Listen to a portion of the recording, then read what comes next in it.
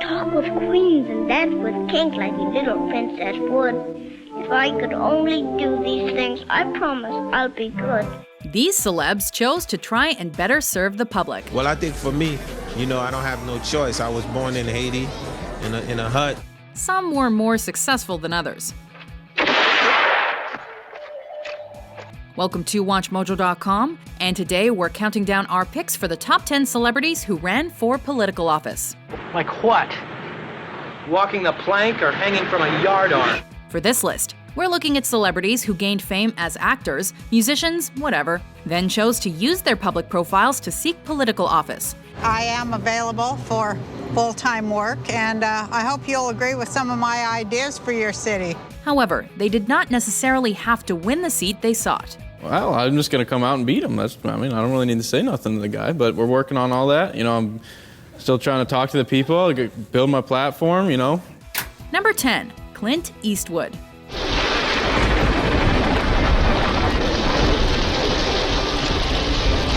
After receiving critical acclaim for roles as a cowboy in the Man with No Name trilogy and rough cop Harry Callahan in the Dirty Harry film series, Clint Eastwood ran for and held the office of mayor of Carmel by the Sea, California between 1986 and 1988. You've got to ask yourself one question. Do I feel lucky? Well, do you, punk? Historically, though he's always been vocal about politics, Eastwood has shied away from categorizing his political leanings, having endorsed both Republicans and Democrats, and himself becoming a nonpartisan mayor. Despite the doubters, Eastwood was overwhelmingly elected.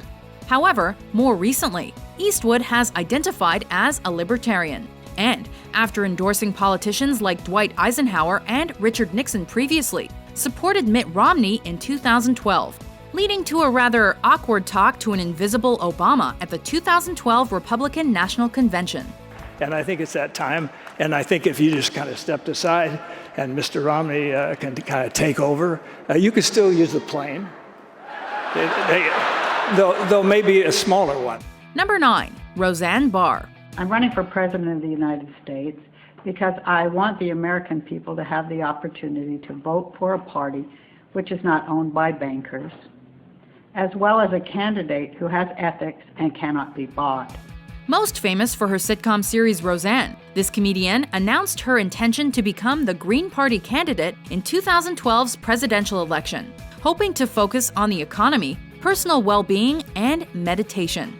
Who knew it was going to be such a long, bad day? After she failed to win the nomination for the Greens, she decided to instead run as the Peace and Freedom Party candidate. I've been doing a lot of water commissioning stuff lately. Is there anything else? Barr came in 6th in the election, receiving just over 50,000 votes across the country. Perhaps most odd was her declaration that she was simultaneously running for Prime Minister of Israel. I believe that is my right as a Jewish American and a person with dual citizenship. However, Roseanne poked fun at her political ambitions with a guest starring role on Portlandia to let us know she still had her sense of humor.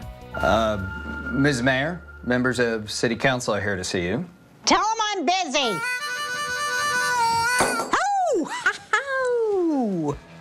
Number 8, Shirley Temple Black. Starting out as the internationally adored curly-haired child star featured in hits like Curly Top and Bright Eyes. On the good ship, lollipop, it's a sweet trip to a candy shop. Shirley Temple eventually grew up and developed political ambitions. I think that youth does want to be involved, and that's why I've made such a strong pitch for the last few years to lower the age of majority here in the United States. After doing some work for the Republican Party, she attempted to run for Congress to fill the vacated seat in California's 11th congressional district, but failed. However, her political career didn't end there. She became an active member of the United Nations, being appointed to the 24th UN General Assembly in 1969 by Richard Nixon, ambassador to Ghana in 1974, as well as Chief of Protocol of the United States, both by Gerald Ford, and finally, Ambassador to Czechoslovakia by George H.W. Bush in 1989. I, Shirley Temple Black, do solemnly swear that I will support and defend the Constitution of the United States. that I will support and defend the Constitution of the United States. Number 7. Al Franken. And that's okay. Franken was most famous as a writer and sometimes performer on Saturday Night Live during its earliest years and again in the late 80s and early 90s, particularly for his character, self-help expert Stuart Smalley. Because I'm good enough, I'm smart enough, and doggone it, people like me. He was also known for his political satire, and this interest in politics followed him after he left SNL, initially manifesting in the form of activism, a radio show, and novels critical of conservatism. Ridiculous stuff! Let's have an honest debate, for goodness sakes. However, he didn't run for office until the 2008 U.S. Senate election in Minnesota, when he ran as a Democrat and only just beat incumbent Republican Norm Coleman. He doesn't want to hear it. We are entitled to our own opinions. We're not entitled to our own facts. Franken assumed office as junior Minnesota senator in 2009 and was re-elected 5 years later. And he went, oh man, that's too bad. Number 6. Donald Trump. Part of the beauty of me is that I'm very rich. An entrepreneur famous for his wheelings and dealings in Manhattan real estate, it was inevitable that the Donald would bring his significant wealth, corporate acumen, and larger-than-life personality to the political arena. A lot of that is a lack of respect for our country. Somewhere along the way, Trump went from an eccentric businessman with a quirky hairdo, My new game is Trump, the game, to a right-leaning political force with a really quirky hairdo. I think if I run and win and get the nomination, I definitely think I could beat Obama. We're doing very, very poorly as a country. I think I could beat him. While he's donated to candidates in both parties, Trump has made noises about running for president since the late 80s. I like that. Before he officially threw his toupee into the ring ahead of the 2016 election. I am officially running for President of the United States. In an effort to make America great again, Trump offered himself up to the Republican Party, spouting many golden sound bites along the way. I like China. I just sold an apartment for $15 million to somebody from China. Number 5. Sonny Bono.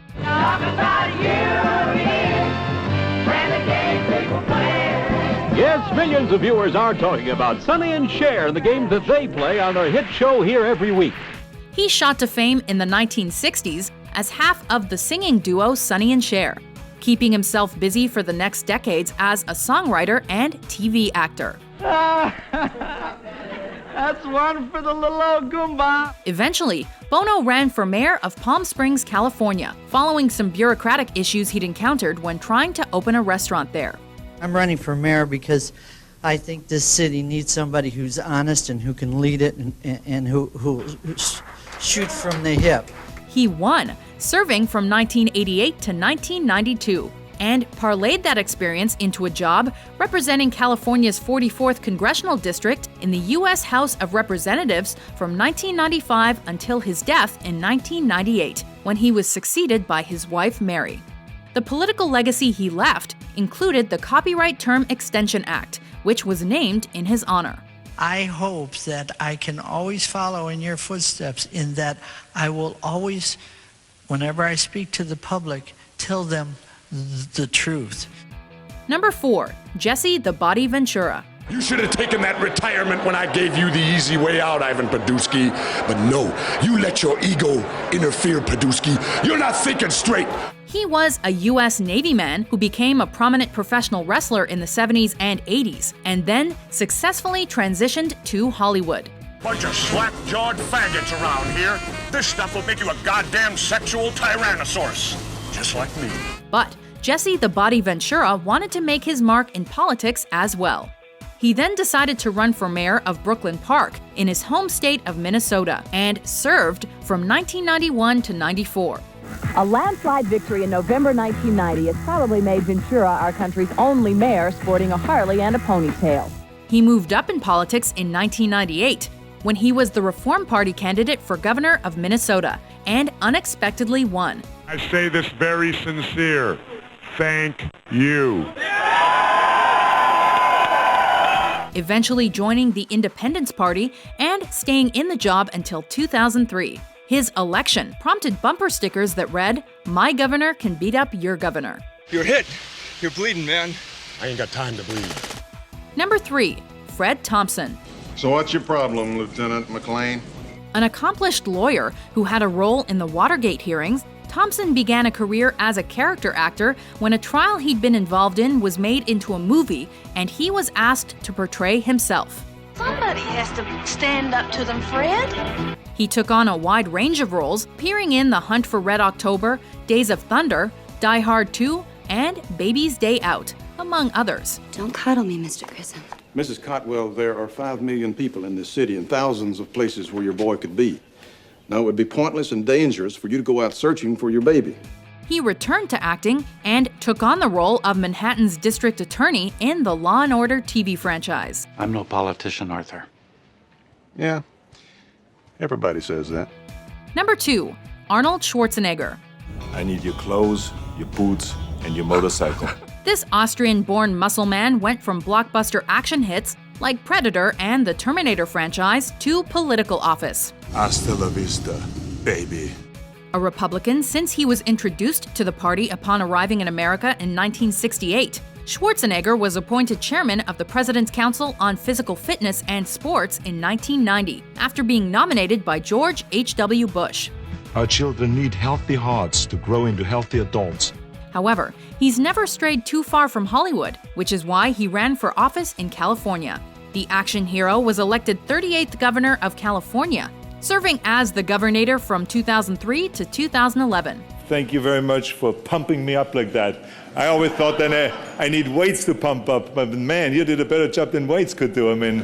Rumors have also circulated that he's interested in running for president of the United States. However, as he was not born in the U.S., that would require a change to the Constitution. I cried all night long. Before we elect our number 1 pick, here are some honorable mentions. Yeah, you know, I like the FBI. Got a good TV show.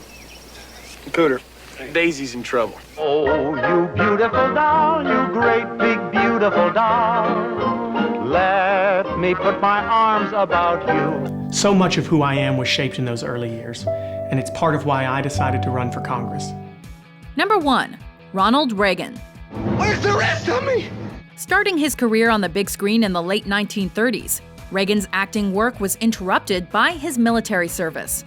Earning the permanent nickname of the Gipper thanks to his film Newt Rockne All-American, Reagan's last film role before he truly began to focus on his political career was as the villain in the 1964 film The Killers.